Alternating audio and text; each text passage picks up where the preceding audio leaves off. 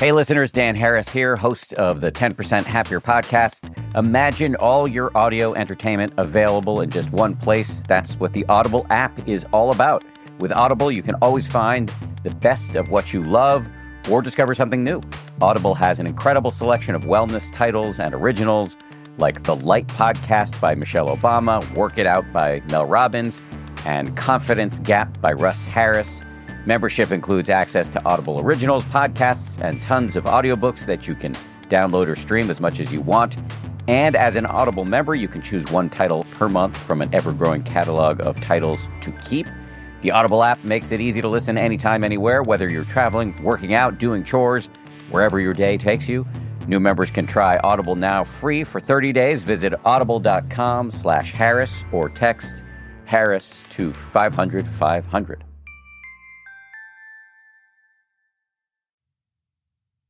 The weather is cooling down a bit. The leaves are starting to fall. Yes, it's that time of year again, football season. And we all know the best part of any game day traditions are the ones that involve food. There's nothing like having everyone in your game day crew coming together to bring their best bites and argue over whose family makes the best chili. And while there's no need to mess with the perfection of game day classics, like a freshly grilled Oscar Mayer hot dog topped with Heinz ketchup and mustard, it's always fun to step out of your comfort zone and get creative with your recipes. Because there's nothing more fun than adding to your list of game day traditions, like making a creamy and delectable queso dip with Velveeta cheese that can be eaten with so much more than just chips. Now is the chance for people across the nation to find out whose game day eats reign supreme. It's your turn to show off your tasty game day food traditions. Go to www.gamedayfoodtraditions.com to share a photo of your game day food tradition to enter to win $10,000. Once again, that's www.gamedayfoodtraditions.com to enter to win $10,000.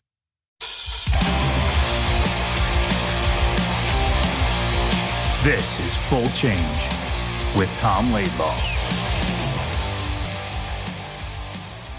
I'm really pumped about this show.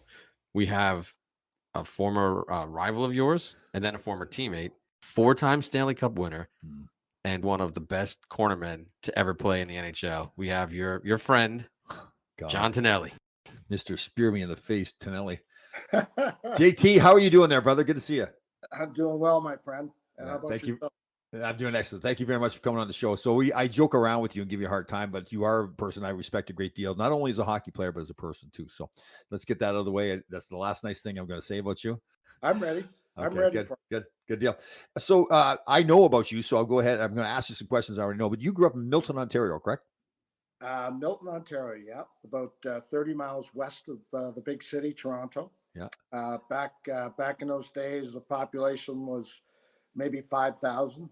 Right. A lot of dairy farms and not much to do, but hang out and play ball hockey with your friends. And when the winter came, skate on ponds and all day long until your parents screamed and yelled, "Come on, it's dinner time. Let's get in the house." Right. Those days. So did you spear your friends back then too? Like you were 5 or 6 years old? Did you cross check them and spear them? No, I did not. So did you start off being a real good player when you started? I don't know about being so good so early. I did have a lot of gentlemen coaches, mentors that emphasize the work ethic part of the game, and if you give it all you got, you never know what can happen. Although coming up in the small town of Milton, we never got to compete against the best teams, like the big teams in Toronto. So in a way, I kind of think that worked out well for me because I wasn't on a team full of really good players, where you'd have to compete for ice time. Right. Now, what'd your father do for work? So my dad was a steel worker. Right. Probably the one and only factory in the town of Milton was called North American Rockwell, and they made Chrysler car springs. Oh, wow. So the work ethic, so I'm assuming from your father, you got a lot of that work ethic, right? I really did. That was shift work, 2 weeks of days, 2 weeks of afternoons, and 2 weeks of midnights. Oh, wow. And on his day shift for 2 weeks, he would work on a friend of his farm, And I'll never forget my fondest memories of my dad were going to work with him at the farm and riding a big red tractor. There you go. The farm. Oh yeah. Yeah. Just loved it. That's cool. So you're growing up now, you get better and better. What did you go play junior hockey, correct?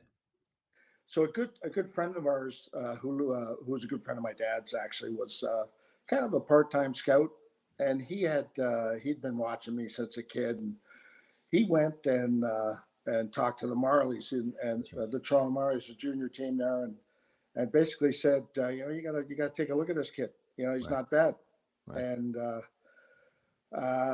so the year I got drafted by the Marlies. Prior to that, maybe a month or so before that, there's a knock on the door out in Milton on Ontario Street. They said we're the only house on that street. Oh, okay. Yeah. Big knock on the door, and my mom goes to the door, and there's this big tall guy there, and my mom's yelling and screaming, "The chief is here! The chief is here!" The chief was George Armstrong. Oh, really? Oh, yep. Oh. The coach of the junior team at that time.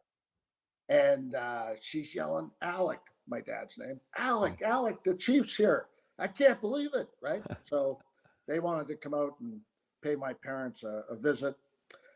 We sat down at the kitchen table. There we are with I think it's the 64 Toronto Maple Leaf captain. Yeah, sure. Yeah. Last time they won the Stanley Cup. Yeah. I think I'm right. Yeah. So we're sitting there, and they told my dad, "We'd really like your son to come play with us next year." And Wow. And at that time, I was committed to play college hockey with my older brother down at RPI. Oh, I didn't know that. So I had a scholarship, I had a free ride, and now I had to make a decision. Right. And fortunately for me, it worked out well. I didn't get injured. Right. I survived that 2 years of junior and moved on. Right. And now at this point, now are you thinking you got a chance to play in the National Hockey League? Is that when it's really happening for you? Not in my first year junior. My second year junior, I had a really good year, and we played. We had a great team, and I had an agent. I lived with a family, the Badali family. Oh yeah, Gus Badali, yes. Yeah. So Gus was an agent. Yeah. And he was advising me, and not soon after he was advising Wayne Gretzky. So that's right. We're in pretty good hands. I love Gus and that family. They treated me like I was one of them. That's great. Just a great experience. And he's the one that told me, there's a lot of interest. Wow. You could move on to the next level, which was pretty exciting. So you had the 2 years of junior, and then now you're eligible for the NHL draft at that point? At that time? Yeah. I don't want to go into it too long, but at that time, if you can remember, the juniors, those junior leagues were losing a lot of players to underage, under the age of 20. Right. So they wanted to invoke this law, this contract, that you had to be bonded or committed to your junior team until you were the age of 20, the NHL draft year. Right. So here we are. I played 2 years of juniors, and I'm just turning 18. And I wanted to repudiate the contract. So had you signed the contract? I had signed it when I was 17. Right. Okay. So I had a way out. I signed as an underage, as a minor. Right. So that contract at the end of the day was not binding. Okay. But it took me 3 years to win that case. That case, I was being sued by Harold Ballard and the Toronto Junior Marlies. Oh. And because I had the opportunity to turn pro when I was 18 and went down to Houston. And that was a WHA, right? Yeah, and WHA. Now, how'd that come about, John? Boy, that's well, again, there's Gus at work, and he said, listen, Houston's really interested in you. They really want you. And but we have to figure out a way to get out of this contract, this junior contract. And we figured a way, and we got out. And it's funny, at that time, I was working in that steel mill where my dad was working. Right. And and there I am. I'm pressing car springs together. That's how I got my big forearms. Not as big as yours, but they're decent. Yes, you are. Yeah, definitely. So while you're playing in down in Houston with the WHA, you're fighting that contract that you signed with the Ontario Hockey League. That took 3 years. Wow. Okay. Of litigation. Wow. And so I eventually won that case, and all legal fees and everything were paid by. Harold Ballard would not like that too much. He was not happy. Wow. So you get to Houston, and there's a guy there named Gordon Howe, right? How was that? That absolutely special. Yeah. Unbelievable. Just a great human being, and took me under my wing, and he loved to joke with me. He actually he gave me the nickname.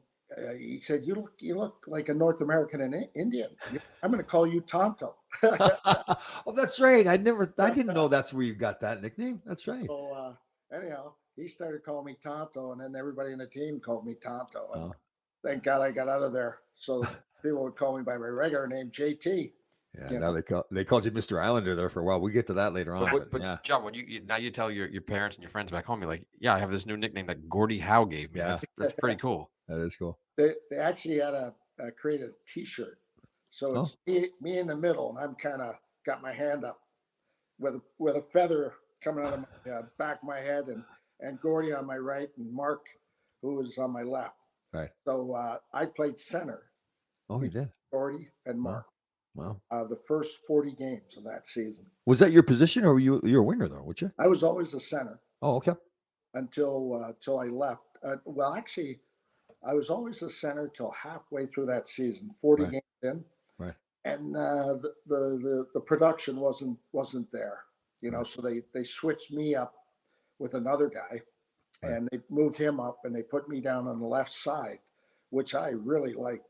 Right. I liked that a lot, and that's where I became a left winger. So obviously most people's dream is to play in the National Hockey League, but you're playing pro hockey in the WHA. Were you now thinking, okay, I can't wait to get to the NHL, or were you saying this is where I'm going to play? Well, there were a lot of rumors going on that Houston would be a possible NHL destination, and that's what they were gunning for. That's what they wanted. Right. So the WHA lasted. I guess it opened in 72. Yep. And ended in 78. That's right. And during that time, they took in 4 teams from the WHA. Yep.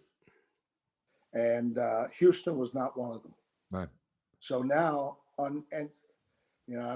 can't tell you how many teams are left. I think there are 8 teams left in the WHA in 78. Right. But the balance of those teams were spread out amongst the other teams. Right. So I technically belong to Winnipeg. Oh. So, and at that time, I had a choice. I had an option: the New York Islanders or Winnipeg. What was your choice then? Because so when the leagues blended together, you belonged to Winnipeg of the NHL, though, correct? But at the age of 20, remember the draft age was now 20. So when I was 20, the New York Islanders drafted me. Oh, okay. I was playing in Houston. Okay. What were you, second round pick, or what were you? First round? Second round. Okay. Behind the big guy, Mr. Bossy. Oh, that's right. That's right. Nice draft. Not too bad. Yeah. Not too bad. No kidding. So you're drafted by obviously you make the choice then, instead of going to Winnipeg, you went right to the Islanders. Yeah, I thought about it for a bit. Winnipeg offered me a little bit more money. Oh. But what really sold me was I was asked to come up for a visit to watch the Islanders play the Maple Leafs in 77, where that game went 7 games, and Lanny McDonald scored. Yeah, I remember that. Yeah. Overtime to beat them. Yeah. And I couldn't believe the crowd and the whole atmosphere, and I got to meet a lot of the players after the game. Wow. And I was sold. I was coming to New York. Right. And so so your first year in New York is what, 77, 78? Correct. Okay. Good. And the team right then is like getting better, like headed towards winning the Stanley Cup, correct? Absolutely. Yeah. When I got to training camp, I remember how nervous and how afraid I was. Just like how am I gonna fit on this team? Right. I Right. might make this hockey team. I'm walking around looking at some pretty damn good hockey players. Sure. Had you, John? Had you been to New York before that? I had not. Actually, I'm wrong. I did. I traveled from Houston to Long Island. I had this van. You know those custom vans. Oh, sure. I had one child at the time, and we threw her in the back, and she was comfortable in the back, and we traveled. Did you have the dice hanging from the mirror? Everything but. And then we're traveling on the what is it, the Parkway, Sure. and we're getting pretty close to hitting some of the bridges. Yeah. Yeah. So I had to get off that Parkway, and then I said, the heck with it, I'm going to just head back to Toronto. Right. So it took us a while to find a hotel. Oh. And because we had no idea. Right. Oh, wow. So I'm glad you asked this question, because Al Arbor found out about this drive through New York. Right. Because he thought, and they thought that I might not enjoy the area too much. Right. So he called me and said, you got to come down. You got to see Long Island. And a couple of weeks later, we traveled to Long Island, and we saw the beaches. Nice. Yeah. And Al took us for a boat ride. Oh. And the funny thing there is I got into the boat funny, and I hit my elbow on the side of the boat, and my elbow blows up. You elbowed the I boat. was trying to hide it, but I couldn't. It was so goddamn big. Oh, that's funny. So you go to your first training camp. Do you make the team right off the bat, right? Right. Okay. Yeah. I was. And what line were you on at that point? Who were your linemen? I was playing with Billy Harris and Mike Kazicki. Oh, okay. Wow. Yeah. Mike is Do you remember your first goal? Can you tell us about that? Yes, I do. It was against Ken Dryden. Oh, Wow. right. We beat the Canadians 3-2, and I got the winner. It was pretty good feeling. Score against Kenny. So that first season for you, 77 to 78, what happened to the playoffs with you guys that year? I forget what happened. Well, It's actually 78, 79, and they Yes, here. Andy. so but the first season was 78, 79? Yeah. Oh, okay. I'm sorry. We were talking 78, 77, Right. 77, 78, right? That was your first year. No. Oh, okay. Gotcha. Okay. 78, 78. Okay. So in the playoffs, you guys are a pretty good team, like kind of destined to, like everybody thought they're going to win the Stanley Cup, right? They lose to Canadians, right? Yeah, but there was a team a little bit better than us that year. Yeah. It wasn't the Canadians. Who was it? Who knocked the Islanders out in 79, Tom? John Davidson. John Davidson did, right? That was good series. How come you guys couldn't finish it? Well, I wasn't there yet. That's why I was not there. Yeah. They didn't have me. They were missing that one goal from one goal. Defenseman. So John, no, we're joking around. So Rangers beat you out in the semifinals. What's the feeling at that point? Like seriously, you guys were like real people looking at say these guys are good, they're good contenders to win the cup right now. Absolutely. Right. There was good vibe around the team until that happened. Right. That really set us back. That really set us back in the way we thought about things. Right. Like, wow, we gotta find more to give. We gotta figure it out because listen, there's no doubt about it. The Rangers had really good hockey teams. Yep, sure. And we had to get through the Rangers to move on several times. And if it wasn't us, who knows? The Rangers were good enough to win too. So do you really think you guys learned a lot from that there's just more to give? You just got to give more. It's not necessarily a talent thing. You just have to give more to get there. More to give, and we were missing a piece or two. Right. And the following season, so that's 79-80, Bill Torrey made this trade for Butch Goring. Yeah. And we gave away Billy Harris and Dave Lewis. That was a big trade. Yeah. And Butch fit in just like a glove. Yeah. He was the guy. He was the piece that we were missing. Right. And it just seemed from that point on, I think we went the next 12 games, and never lost. Oh, okay. And we were just peaking at the right time. Right. And we had 4 lines now that could really do some damage. Right. So I know there's more to it than just one series, but I'll never forget the Boston series in the playoffs for you guys. The brawls, the Clark Gillies and Terry O'Reilly going at it. Like that was like a test of will, don't you think? More than anything. Incredible to watch my teammates stand up for us.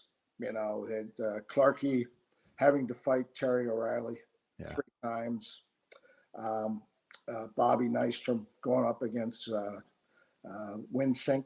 Yeah. And they had a good 6-7 guys that could play hockey and do well physically. Yeah, like that big brawl, the one in Boston, right? That was like nonstop. It's just I think Bobby Knight had already been kicked out of the game, right? So he wasn't even in a brawl.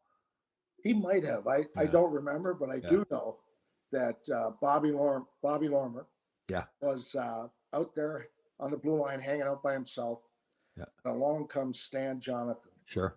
Out of nowhere. Blooded him pretty good, yeah. Oh. And punches Bobby Lormer as hard as he can. Right. And Bobby's not even looking. Right. Not looking. So all the benches empty and everybody's on the ice. Oh, is that what started that brawl? I didn't realize that. Okay. That's exactly it. Everybody's on the ice. Everybody's got somebody. Hey, I can remember Gary Howitt and Mike Cashman. Yes. On their knees. Yeah. Still throwing punches. Yeah. It was incredible. And but at the end of that game, there were probably 8 guys on each bench. Yeah. Wow. And we ended up winning that game in overtime. Yep. I remember I was in college at that time, and things were going pretty well, and the Rangers were going to sign me. And I thought I was the toughest guy on the planet, right? And then I'm watching this brawl on TV, and I'm going, okay, hold on a second. You decided to be a farmer at that point. Oh, God. Oh, seriously. I mean, that was like I said, it wasn't just the physical part, it was the mental part. Like guys like doing it over and over and over and fighting through it. And guys like, okay, John, you were not a fighter necessarily, but what I've always been impressed about with you would never let that kind of play stop you from doing what you need to do to win, right? You would continue to fight through that. And that, to me, that's one of the things too, is like, okay, he's not quitting. Like Tonelli's not quitting. He just keeps going through it, right?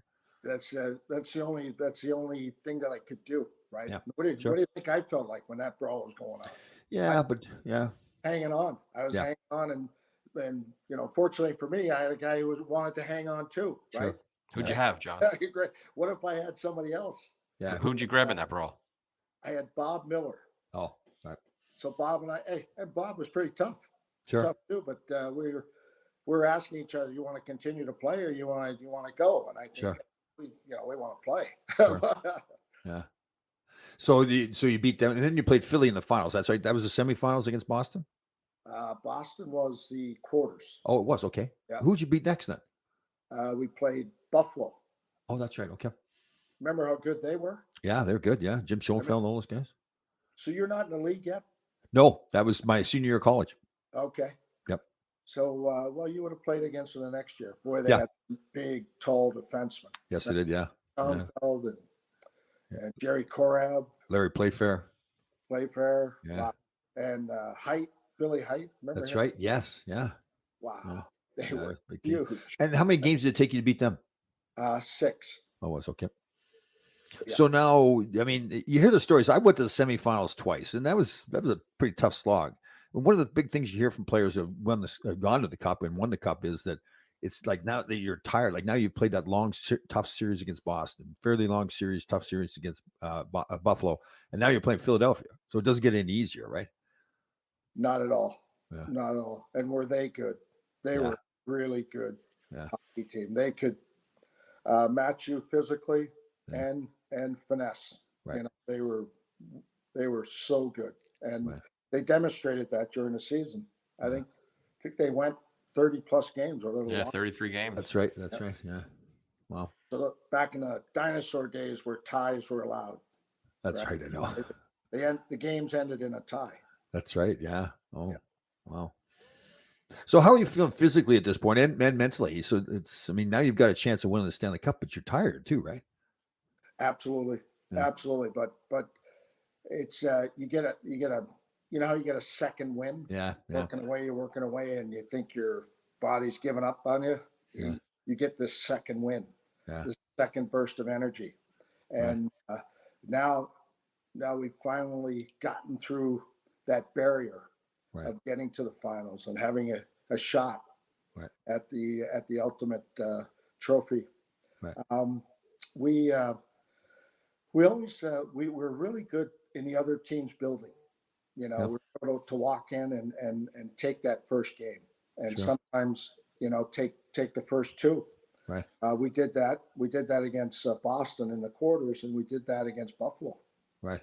So it just kind of, so we were able to take the first game in Philly. We took them by surprise. We won in overtime, and then, but that's all we were getting because they came back really strong the next game. Right. And if you had to ask me what was the biggest difference in that series, it would be our power play. Right. You know, they couldn't afford to take a penalty. And they were taking them. And our guys, Trotz and Boss and Dennis, and Stefan Pearson and Clarkey. Right. I mean, they were putting the puck in the net. So it was really, that would be the one edge that we had. Yeah, that's how you had to beat the Flyers back then, right? When we beat them in playoff series, that was it. We had to be scoring goals when they took penalties. Yeah. You guys had a pretty good goalie too, John, right? Without question. Smitty was so back, before those playoffs, I guess the playoffs before, the year before, we were, Al would rotate Chico Resch and Billy Smith. Rotate them. You know, he didn't go with the one goalie. In that first play, in the first Stanley Cup in the 80s, Al changed his mind and said, I'm going to go with the hottest goaltender. And he went with Smitty. Right. And Smitty thrived on it. Right. Yeah. He played better in the playoffs than he did in the regular season. It's so weird because he didn't really enjoy practice. Oh. He didn't want to get hit by a puck in practice. Oh, is that right? Did you ever catch him with one in practice? Well, I can remember vividly my first training camp. Yeah, I'd be flying down that left wing and let a big slapper go right up by his earlobe. The next time I did that, he'd come rushing out. Oh. Rushing and skating as fast as he could at me and slide and take my legs out. Oh, really? I'd go like a somersault. Head over. Oh, yeah. Head over the feet. Did he say something to you? Nope. He didn't need to. It worked, went back in the net, and I never shot at his head again. There you go. That's funny. JD, if we did that to JD, he'd take his catching glove off and put it on top of his stick. And stand there. He was mad too. If you ever did that, yeah. We just didn't do it. We just didn't shoot high on him at all, yeah. But he would just stand there. Oh yeah, and he'd have that scowl on his face too, right through the mask and everything. You're like, okay, we're not going to shoot high anymore. That's it. Either. Oh yeah, JD. Yeah, and he was such the leader too. Like especially as a young player, you wanted to be accepted by JD. So if you did something that kind of what do you mean, like shoot on your own net? Yeah, score on him. Tom gets a kick out of the fact that I scored my first game in the NHL. I don't know if you know the story or not, but I shot the puck in my own net up in Boston. So noticed. JD was in net. And I said, well, JD, stop it, for God's sake. Wake up. What's the matter here? Oh. So John, Tom was going to go ahead to game 6, but can you tell us what the room was like in overtime, if you remember? So we came back after the second period. We were winning 4-2. After the third period, 4-4. Yeah. And, after that second period, guys were kind of, little, oh, man, it's there. It's right there. We're going to get it. Right. Guess what? Not a chance. Right. So the Flyers came back strong. And then that room was pretty quiet until Bobby and I said, I'm going to get it. I'm going to get it. And then somebody else yelled, no, I'm going to get it. No. Cool. It just kind of reverberated around the room. And we just kind of said, somebody's going to get it. Somebody's going to go out there and get it and not hold back. There's no doubt in the back of our minds, we were thinking about, oh my God, if we go back to Philly for game 7. Yeah, with those maniacs in that crowd. Oh, that could be scary, and we did not want to do that. So how'd you feel? You make the pass. Yeah, talk about that play. That's an incredible play. I mean, the feeling when you do that, then you win and you're the one that's made the pass. Just an unbelievable feeling. It just like time stops and you're in slow motion. Swear to God. And it's just, oh my God, that thing's going to hit the back of the net, right? But if I backtrack a little bit, our practices were 2-on-2. We did them for a half an hour. We go down the ice, crisscross, and come back on our 2D. Tom, you would have ate us up. When in practice, right? When they keep doing it on, you keep. Oh yeah, sure. Just fill in those spots, right? Right. Sure. Well, I know where he's going. Right? Yeah. So, but we did that over and over and over, and wouldn't you know it? Yeah. That play develops. Yeah. And we caught them flat-footed, just 1 second. Sure. And we got to create a 2-on-1. I had an option of shooting, and I just saw Bobby and I skating wide open. I said, I can get it to him, and there it was. It's funny because now I know you guys, and to watch that play now, like I get fired up now more because I know you guys. Seriously, I do. It's just like seeing you jump up in the air and doing like John, how often does that pop in your head, that play? Quite a bit. I'm telling you, you never forget things like that. Especially when I see him. I don't get to see Bobby too much, but every time I see him, I think about the things we did together. And how inspirational he was, and what a great. He was my right winger. Sure. And I'll say it now. Do you think people wanted to mess around with me with him on the right side? No, not really. Right? He said to me one time on the ice, I just hit him. He goes, "I let you hit me." He says, "He did." What are you going to say to that? Dude, it's like, okay, thanks, Mr. Nystrom. He's good. Yeah, very nice. All right, so you win the Stanley Cup that year. You go on and win 3 more Stanley Cups with the Islanders. 19 straight playoff series you guys won. Wow. And usually you're beating us in the playoffs. You're going through the Rangers and beating us all the time. Thank you very much. You're welcome.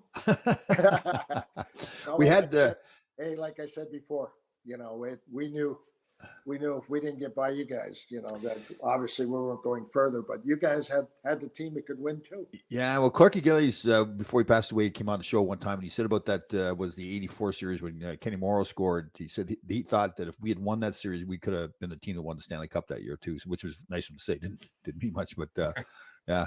No, but I agree. Yeah, you know the biggest thing, John, that impressed me, and you on the team and the team in general, again, we thought we were as good as you guys. No disrespect to your talent level, but you guys knew how to win. It just had, and it's really hard to explain what that means, but you just had that ability. You were playing Pittsburgh in one year, and they were up. I remember the puck bounced off the boards. Randy Carlyle went back to get it. You picked up the puck. Like you guys took advantage of those opportunities too. Was there something special you thought? Or do you think you really did learn how to win after you've lost to the Rangers in '79? Now you've went through that tough playoff series with season with Boston and Buffalo and Philadelphia. You think you really learned how to win at that point? Without a doubt, those are lessons. When you lose and you think you're good enough to win, without a doubt, you learn. We're able to learn from it. I can't explain it, but we did have the ability as a team to turn it up a notch. Right. When we were in trouble. Yeah. We find a way to get that. Now, where does that come from? I mean, does that come from everybody thinking the same way? Right. And everybody, what we did, and this means a lot. Like we had a team, we all knew our role. Yeah. Yes.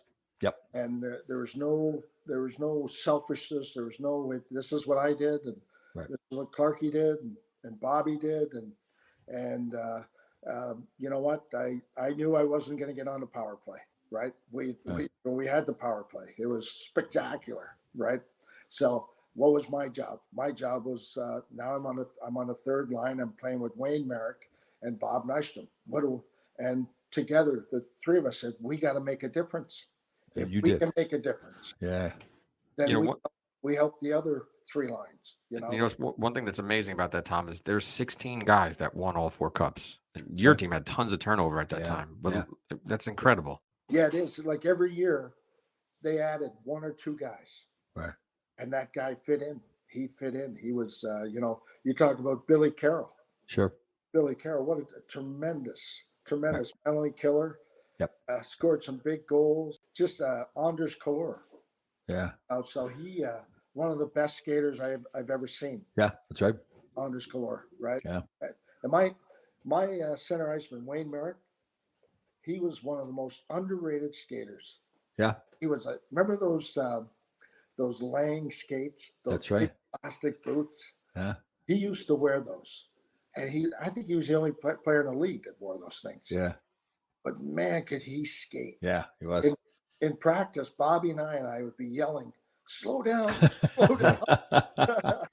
Well, same for your Bobby Board, right? I mean, he big man, but he could fly. Yeah. Oh God. God. So you win the 4 Stanley Cups with the Islanders. Where'd you go after the Islanders? Where'd you? So in '86, I got traded to Calgary. Right, and you had a little contract dispute with the Islanders, correct? That year in '84, I scored 100 points. Oh. And I was feeling pretty good about myself, and Sure. And I was making something like 120 grand, right, around that, and I said I'm going to ask for a little bit more. Right. So Bill Torrey offered me $5,000 a year for 4 years. More. So, $5,000 a year more. More. So 125 to 130 to 135 Oh. to 140. What did you think you should be making? And I thought I should have been making, in my mind, I thought guys were making 350, sure, 400, right? Yeah. So I shot for that. Right.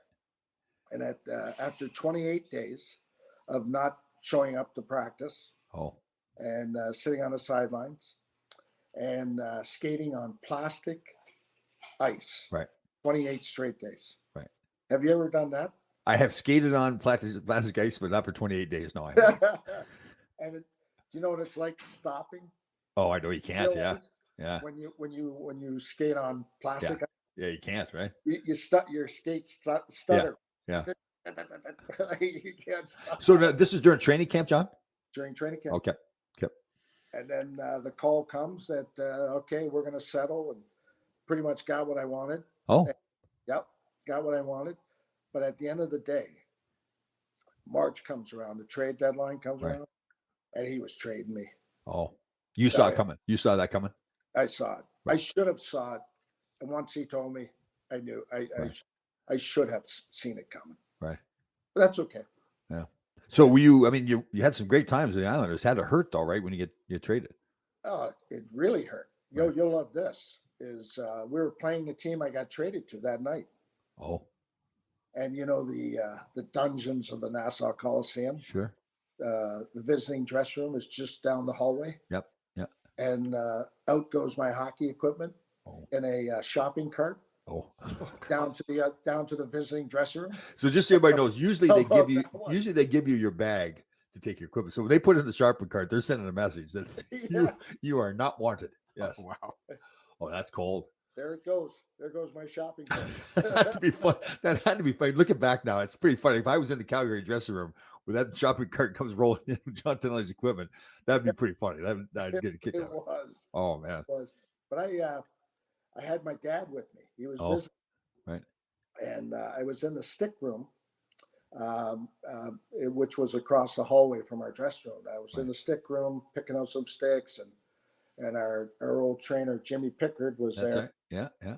Sharpening skates, and in comes Billy Bowtie, right? Oh, sure. Comes in and he tells Jimmy, leave the room. Oh. I knew right then that I was getting traded, and all I said was, "Where?" And he said, "Calgary," and I just walked out. So now I got to go into the dressing room and grab my dad, and there's Clarky and Bobby and and they're all laughing and talking to my dad, right? Sure. And I said to my dad, I said, "Dad, we got to go." He goes, "Why?" I said, "No, we got to go." So I said, "Yeah, they just traded me." So we walked out, went home, spent the afternoon, and Cliff Fletcher called me and convinced me to play. And I don't think I should have played that night. Right.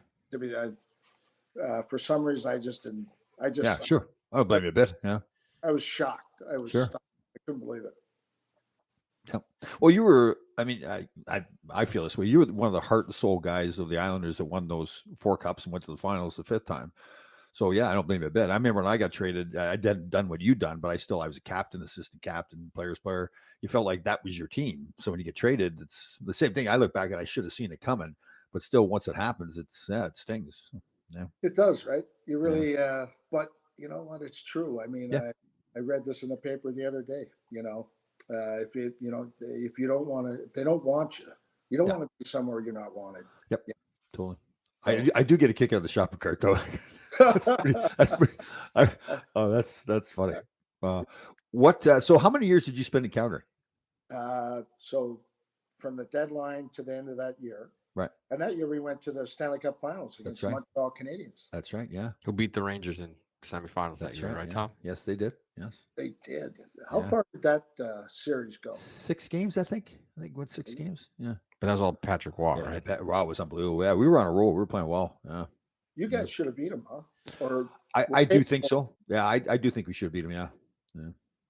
So that so Waugh was the difference. Yep. Again. Yeah. We had a great team. We had a bunch of young kids, right? Sure. Really good players. Yeah. But again, similar to our situation when we lost in the beginning, they had to figure it out. Right. They had to figure out what they needed to get beyond. And a couple years later, they go on to win. That's right. So you just spent the rest of that year there, that year you get traded? That year and 2 more years. Oh, 2 more. And then now John's played with Gordie Howe. Then he gets to play with the legend himself, Tom Laidlaw, and Wayne Gretzky. I'll set the stage a little bit too. I don't think like John and I hated each other, but when we played against each other, like in those playoff series, we were always out there against each other. Like both coaches wanted us, like Bobby Nye, and I was out there. John, you hated him, right, John? Tell the truth. I was so happy to be Tom's teammate because I knew my back was going to feel a lot better. So my job was to clear out the front of the net. And I'll never forget this. And I saw the video of it recently. I ran him over in front of the net and he looks up at me like he just wanted to kill me. Like it's just the nastiest look on his face. So we ended up being neighbors in LA as well. And we hit it off right away. I guess because we played against each other so much, it's like we basically knew each other already and hit it off right away. Well, but you were welcoming, with open arms. You took me in and I really enjoyed it, Tom. That was a great time, right? Because Wayne got there and it really turned. So John and I would go to the airport together, and we live in different worlds. Like we totally respect each other, love each other, but we live in different worlds. So John drives a Mercedes, I drive a pickup truck. So I would want to drive in the farthest lot away to pay the least amount of money for parking. John would want to valet park, but not valet. We used to get close. So I want to be close. Oh, I know. Not 5 miles away. Oh, it's funny. We might as well have walked to the airport where I was parking. And I think we would both do it to each other just to get each other going a little bit too. So we would take turns driving to the airport, and John would be mad when I parked too close, and I'd be making fun of him, or he'd be mad when I parked too far away. So we had a good time though. Yeah. Did you guys room on the road together, or you? I don't think we ever did. No, I don't think so. No, I don't think so. I never had the privilege of.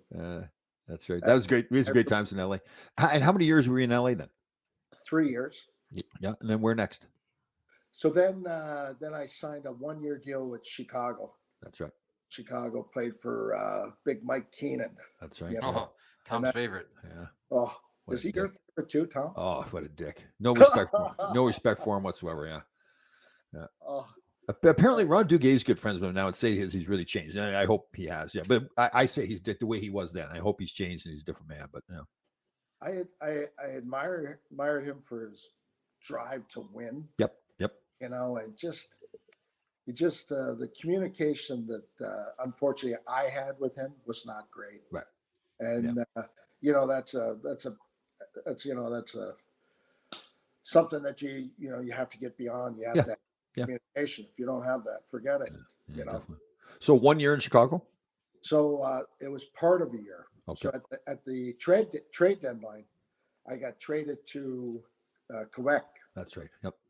And so that in that year, in a nutshell, like in Chicago, I played the first 11 games, and I've been playing left wing my whole career, and I'm playing center ice between Stu Grimson and Mike Peluso.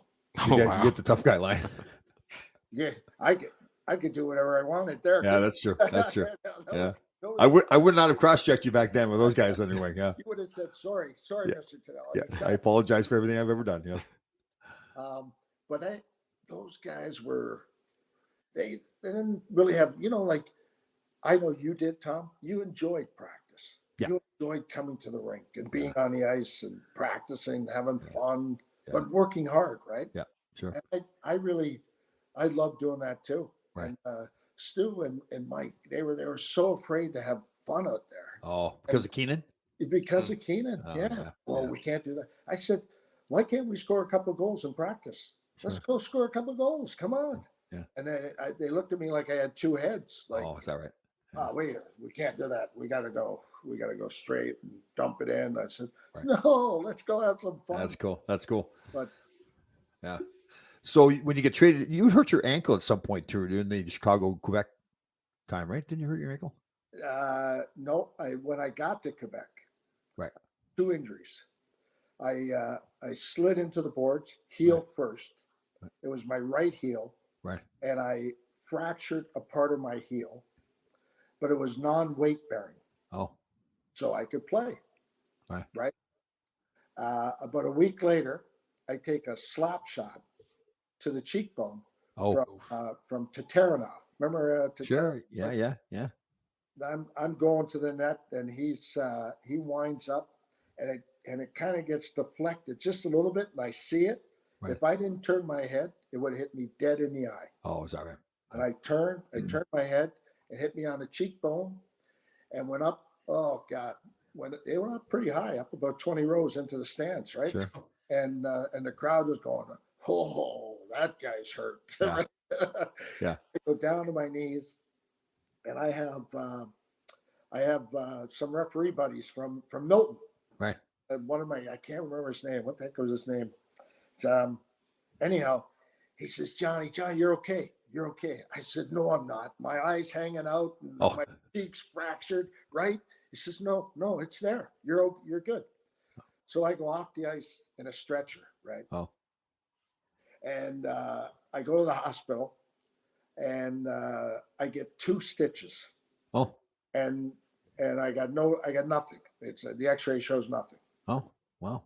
So the next morning, in the next couple of days, like I can't bite down. I can't.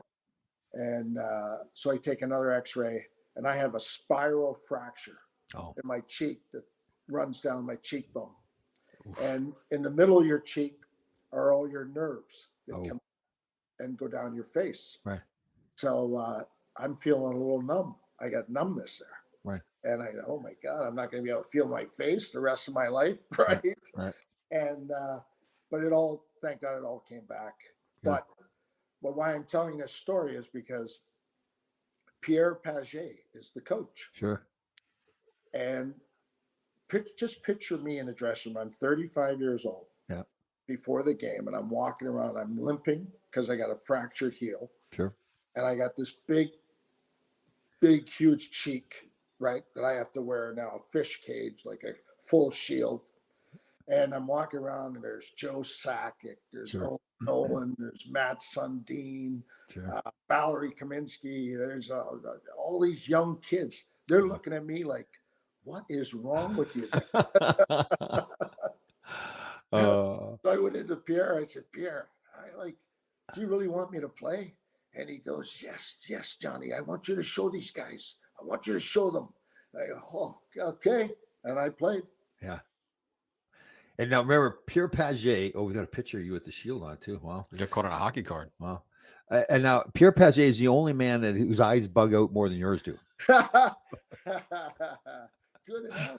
So one of the stories about John is when John sleeps, not all the time, but when he's supposed to sleep on the plane, he falls asleep with his eyes open. Oh, that's so weird. So we would say to the steward, to the flight attendant, he wants something over there. He wants something. And then when he's trying to sleep, so the flight attendant's trying to talk to him because it looks like he's looking at it. Nobody could cut my tie. Oh, I know. We were terrible back then. I was open. Nobody. Oh, well, we did not fly on the charters. This is all commercial. So we had a ball too. That team we had in LA there, like there was yourself, Larry Robinson, Gretz, a really old veteran team. So nothing surprises us. Like the night when we were in Detroit and Robbie Fatorik benched Gretz. That was a classic night. We're all like giggling like little kids, like, he's not going to do it. He's not going to do it. He did. He did. Didn't last too much long after that. So Quebec, then that was the final year of your career? That was it. Just at the end of the year, you said, listen, I just can't do it anymore. I'm just too beat up. Well, that year, remember Lindros, right? Yeah. Lindros did not want to play in Quebec. Yep. So he ended up in Philly. Yep. And Philly sent 5 really good players. That's right. Quebec, and that was the writing on the wall for me. I had a chance to go play in Europe, but I said no thanks. I'm not going to do that. I think we reached out to Phil Esposito. Oh, because I think he was down in Tampa then. That's right. Yep. And he said, I'll give you a tryout. And I said, yeah, right. I won 4 Stanley Cups. I don't think I was going to do a tryout. That's very nice, though. So at that point, then the career's over. Career's over. I said, okay, time to go to work. Okay. So now you change into something different. What do you do now right away? So I'm in the title insurance business. That's right. And you worked on that while you were playing, right? I did. Okay. I've been in that business since 1982. Wow. While I played, but not during the days I played, but in the summer, right? And in the off season.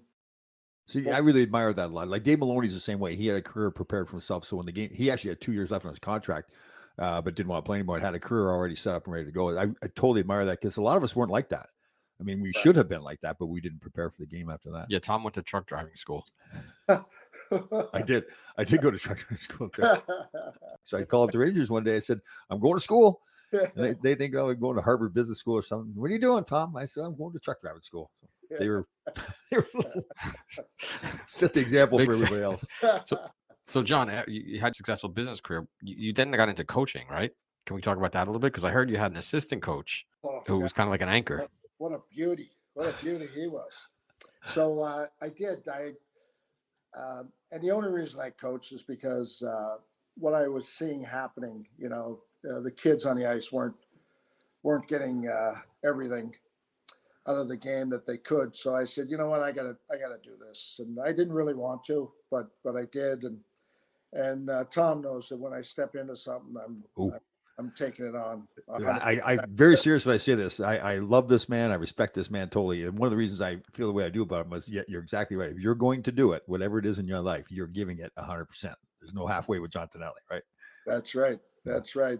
So this is we were coaching for a while, and then there's a year where you compete for the nationals, and I was focusing in on that, and I had some dads helping me in the prior years to coaching, and it wasn't the perfect scenario. So I said, you know what, I'm gonna go out there and get a defensive coach, and everyone said no. Everybody else said no. I said, I gotta ask. It's like a shot on net. I gotta ask, right? If you don't hit the net. And Tom was kind of curious and interested, and I said, I think you'll love it. Come on, we'll hang out together. We'll have a good time. And so I had some buddies that are referees at youth hockey, and they would ask me a couple of times. They said, "You're friends with Tonelli?" I said, "Yeah, I'm great friends. I totally admire the man." I said, "He likes to yell a little bit on the bench." So we met for the first time, and I think, okay, I'll get John's opinion on this. He won't be yelling that much. And I said to John, so the rumor is that you do a lot of yelling on the bench. He goes, "Yes, I do." There's no question about that. There's the one story that was funny where your wife was at home watching the video the year we coached together, and you were in the other room. Yeah. And she's one of the parents that taped the game, and you heard this yelling, and you couldn't figure out who it was that was yelling on the tape. So you yelled to your wife, "Who's that yelling all the time?" It's you. That's a true story. I think I stopped yelling after that. Oh, no, you didn't. You never stopped yelling. You yelled to the last second of the last game. Listen, it was funny on the bench. We had some times too where, so I'm coaching the defenseman, and I'm trying to get the defenseman to calm down and think to game. Now, John's game and how he's coaching is like, rev the guys up, get them going. That's how John played the game. That's how he lived his life. He's all out all the time. So we had defensemen make a mistake, and John would start walking down towards the defenseman. I'd put the hand out, "Get away from my guys, get away from him." Cross-check him in the back. We had some times there where we were mad at each other a couple of times, but it was all like, 2 minutes later it's over with. But it was you never brought up like, hey, when you got me in '83, I was pissed about that. That never came up when you're coaching. Oh yeah, we joked around about that quite a bit. No, that's not. Yeah, we joke around about it, but the kids got such a great experience about it. And we, John and I talked about it after the season, and he wanted the kids. It was, they wanted them to win, but it was more the experience about, how to get the most out of life. Yeah, really. It was, and again, it was not just about hockey. It was a life lesson. Well, that speaks to both you guys. I mean, your career was being a steady, stay-at-home, tough defenseman. John, and I wanted to ask you this: like, how did you get so good at working the corners? Well, I had to figure out a way to survive that on that team, find a spot. Again, I didn't have the opportunity of being on the power play or killing penalties. So I got to do something here. I got to figure it out, and it just along the way, I said I'm going to go into those corners and I'm going to win every battle, and do it that way. And I actually enjoyed it. I actually liked it. Yeah, I don't think it was as much technique. It was like heart and drive and determination, right? Yeah. I had a little. My technique was getting in there first, believe it or not. I wanted to be in there first, and I wanted that defenseman to hit me as hard as he could. Yeah, because then I would think he's a little bit off balance, and I could escape right with the puck. But there's a couple times where I made a mistake letting that guy hit me. Sure. Right. One of them was Jay Wells. Oh. I got in there first, and Jay Wells hit me, and that sensation, Tom, when your bones get rattled. Oh yeah. Oh, he rattled my bones. Jay was tough dude too. Jay was tough. Boy, I'll never forget. I said, we're going to go in there together. I'm not going to go in there first. Right. Right. I'll tell you, this is the way people looked at John Tonelli. So when I played against John, like it was a test of my, okay, that's John Tonelli. He is the hardest worker that's ever played in the National Hockey League. So when I went to play against you, that was like a test for me. Like I wanted to be able to work as hard as John Tonelli. That was the way people looked at him. I mean, we were at a tournament up in Toronto. I know a coach from one of the youth teams that was coaching a college team or something. He came over to you and said that in every stall and the team that he coached, he put a picture of John Tonelli because he wanted the guys to work as hard as John Tonelli. So that was, again, for me, that was, again, that was, I hope you know that. That's the way people looked at you. That's the way I looked at you. It's like, if I can work as hard as John Tonelli, then that's something. I really be proud of myself. So it's pretty cool. That's probably, listen, it's a great compliment, Tom. Thank you so much. But to answer like why did I get so good in the corners? Because it was what I could do to help the team, and I wanted to be the best at it. Yeah. So John, you don't coach anymore, do you? I absolutely do not.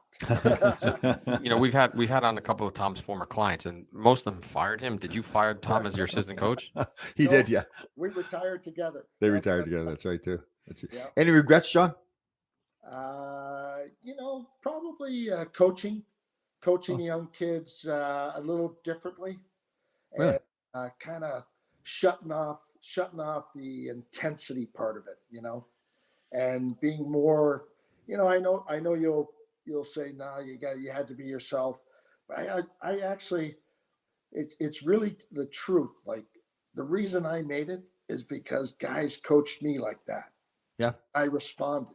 Yeah.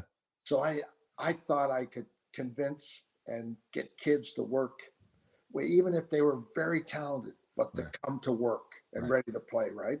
Right. And I thought I could relay that, but it's tough. It's really tough as the years went on and I was coaching the kids. I wish I would have settled down a little bit more, but but that's that's John Tonelli though.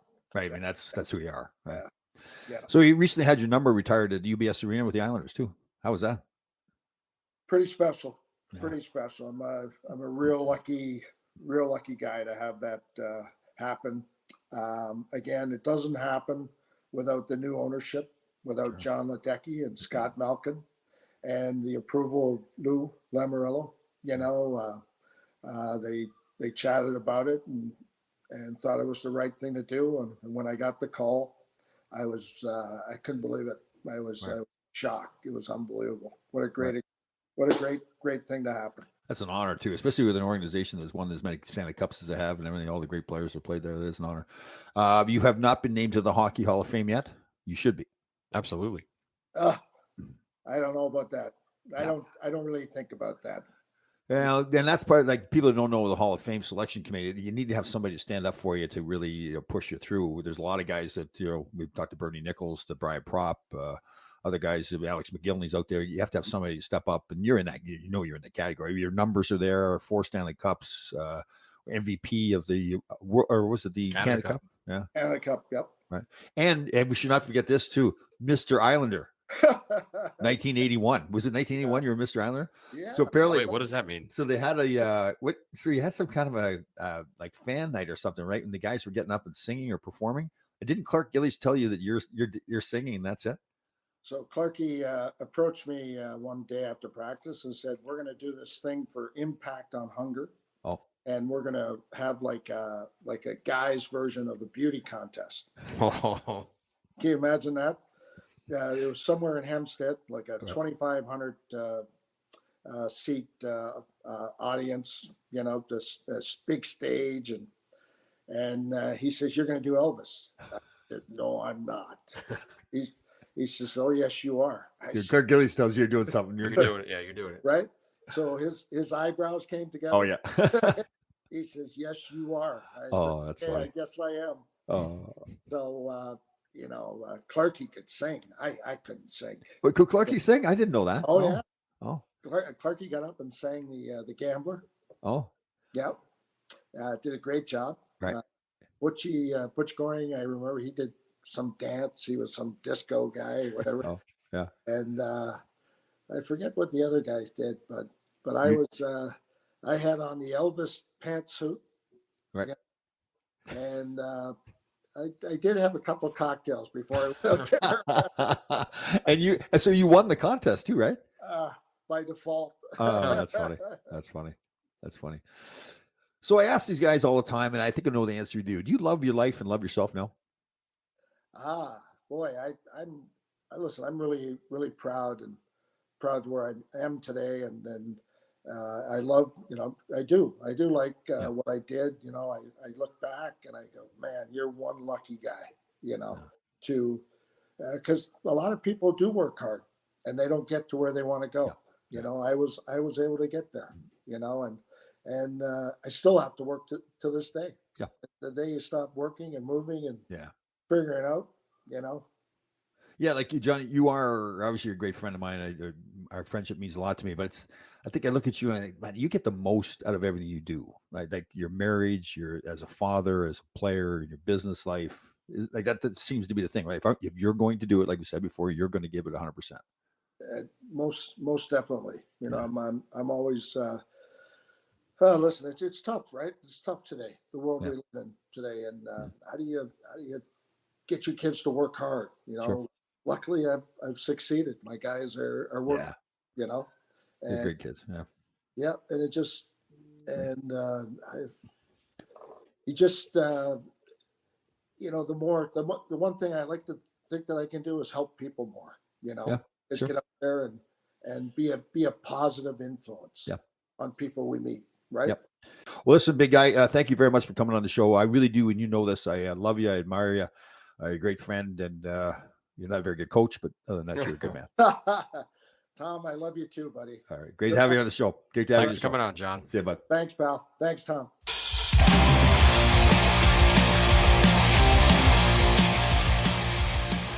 What a great show. It's so cool that you guys have this friendship and relationship. It's awesome, man.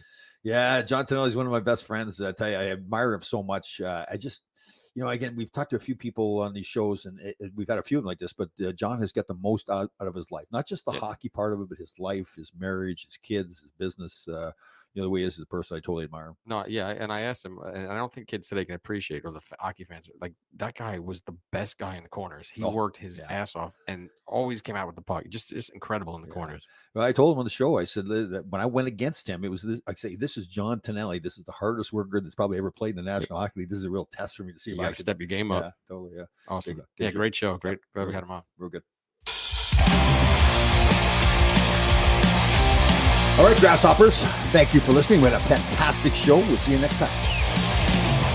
If you like the Full Change podcast, please leave us a review on Apple Podcasts.